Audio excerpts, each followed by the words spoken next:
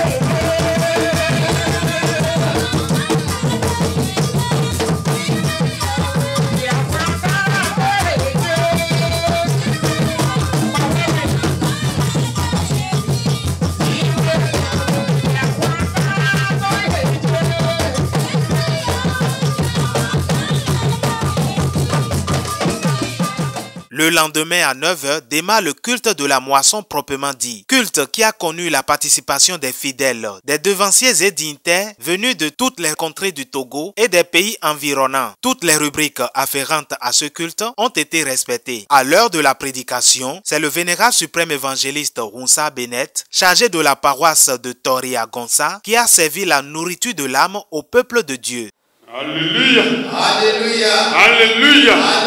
Alléluia. Alléluia.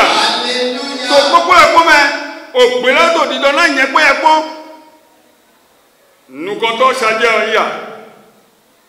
N'importe où ya, couvrir ya. Yego mimekpo ni do kuiwe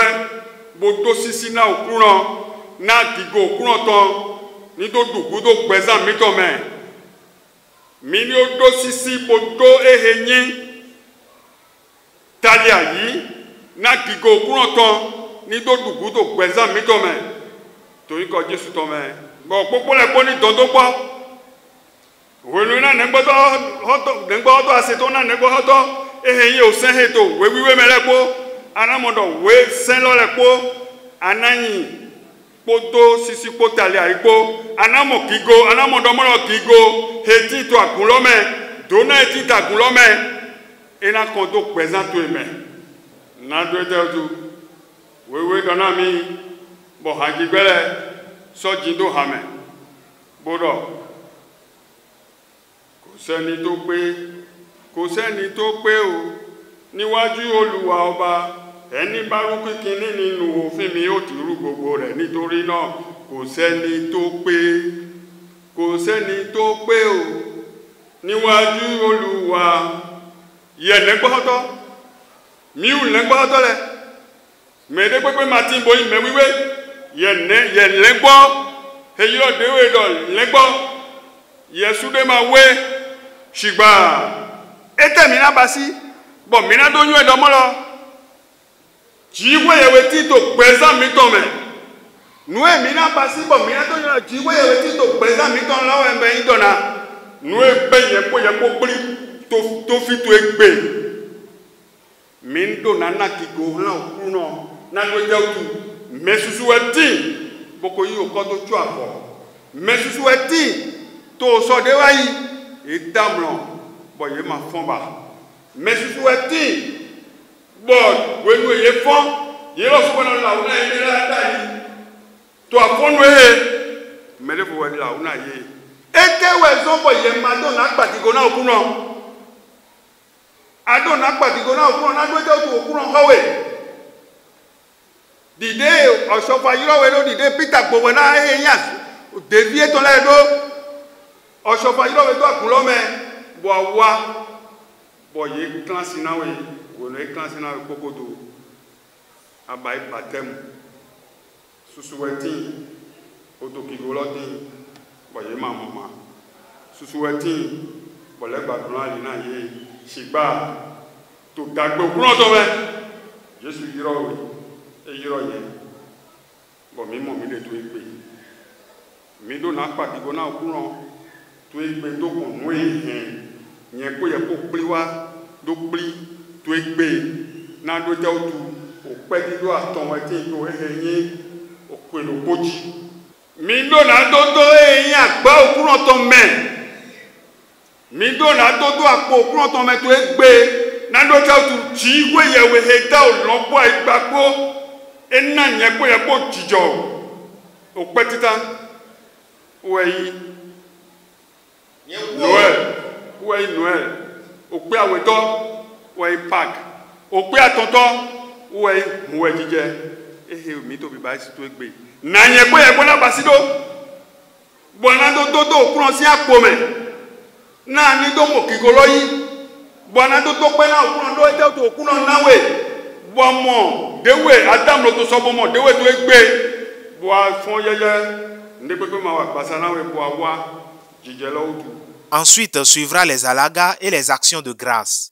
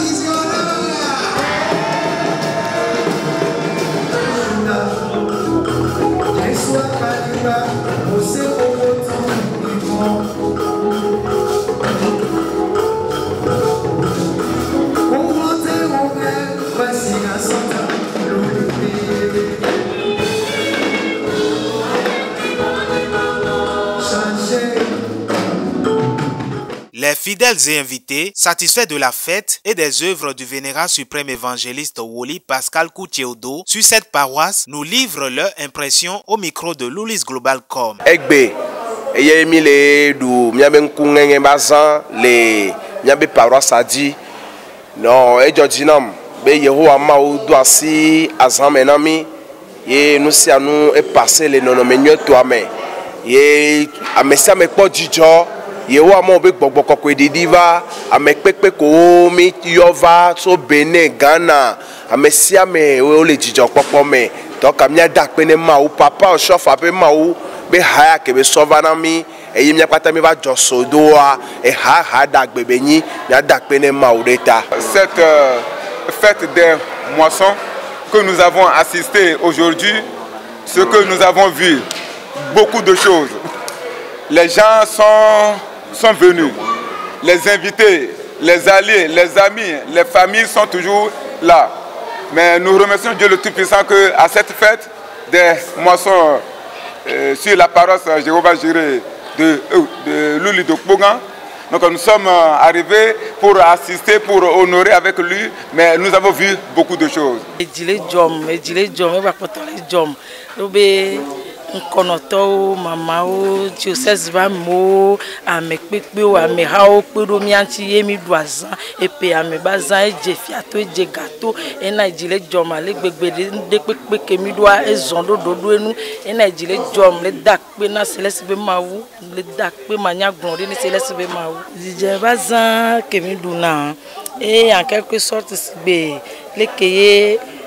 o la tropeta atropeta et nous yéyo la va mi abagbeme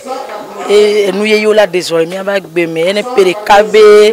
perekabe manifestation de benina trop un changement va na paroisse à coup de fidèle au pata doit pena ma obe fête de moisson et nedu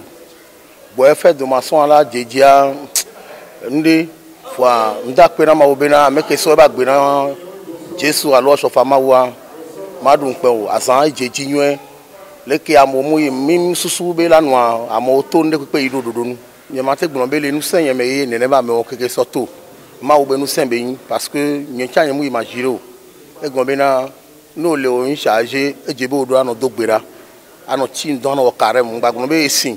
ye ma gbate no o kare mu alo esin le yin woli ma gbate o la no o kare alo dogbera mchin don keke amandren so dogbera be na le be ma wo ba sini do asan me na e ko ke me agunale a wanyambe enu agbe mi le subo nyate pe ve me nyanyawo ameke so Benin afide pepe ke va fête egbe so Benin wa ndo gbe na obena epebu ke la va ma ola ko ya ba gbe sanme parce que o onto o concert amo charger o yen musi a o chon vo ova ame gbogboro le yen muso we mana o vo o save nja do asan ova ma ola do na o na me sen la ko ba gbe ame jijo popola ba gbe me na o charger agun deyin Jéhovah Jireh Loulis de Kpogan lo a noevi nyonu sin viwe on veut que nyonu sin viwe ni bon on plan ye so e plan son Benin sin ayigbadi bon e no gan ti lo fi kaka kwe awo lo sin godo webo mi wa ho dene do okwe tongbe de leur rodo donc pede ka we bo amu ayigbado fi concernant na ason ton de wa o e wa son me titan jiwe ye ton wenyi me titan jiwe ton wenyi bo ason ton le so do nu kon yi do nu kon yi do agunle bidi we e da son wa gbon agunle bidi da son wa gbon de so wa fi egbe bo so amon ason e so wa yi nu kon ku kan de mi no bayi wa ile to iton de mio titan do bibio asanka gbega ne tu ni ne asanka gbega na ason de mauzun bo ekleche ason no bodo wiwa na ason yin do nu kon yido alo eton me mo ro ni asanka gbega tin nde pe no facile nde pe bibayi e no facile par exemple bi asanka gbega ne do tu na asanka gbega bo e na so bayi hu gan les do bibayi na so bayi hu gan mo. L'édition 2022 de la fête des moissons sur la paroisse Jéhovah Jireh, Loulis Dieu d'Oshofa du Togo, nous tourne déjà le dos et laisse place à la prochaine édition en 2023.